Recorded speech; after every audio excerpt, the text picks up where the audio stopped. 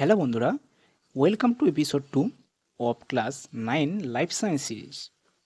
আজ আমরা আলোচনা করব প্রাণীকোষ বনাম উদ্ভিদ কোষ, কীভাবে তারা গঠনে ও কার্যক্রমে আলাদা হয়।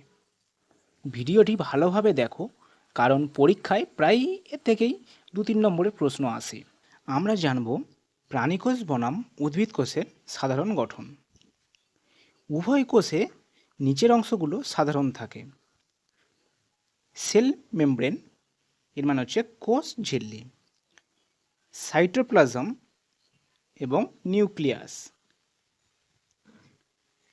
যেমন ঘরের চারিদিকের দেওয়াল সেল মেমব্রেন মানে কোষ ঝিল্লি, ভেতরের তরল সাইটোপ্লাজম আর প্রধান অফিসার নিউক্লিয়াস।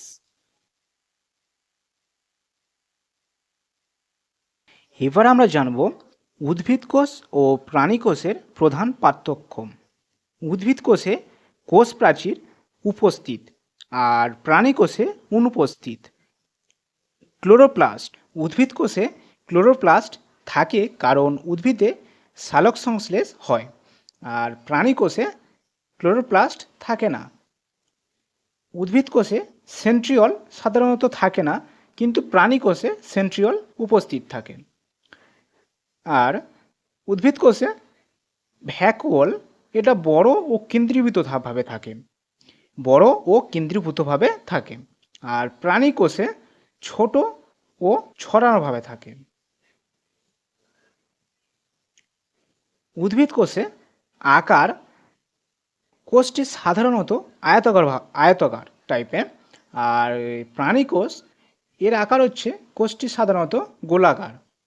তো বন্ধুরা, আজ আমরা শিখলাম প্রাণী ও উদ্ভিদ কোষের 5টি গুরুত্বপূর্ণ পার্থক্য, চিত্র ও গঠন সম্পর্কে সংক্ষিপ্ত ধারণা। এখন নিজে নিজে চেষ্টা করো এই পার্থক্যগুলো নিজের খাতায় লিখে নিতে। ভিডিওটি যদি তোমার কাজে আসে তাহলে লাইক করো এবং বন্ধুদের সঙ্গে শেয়ার করে দাও, আর সাবস্ক্রাইব করে রেখো এক্সাম বাংলা ওয়াইটি ইউটিউব চ্যানেল, কারণ পরের এপিসোডে আমরা শিখব কোষের বিভিন্ন অঙ্গাণু ও তাদের কাজ।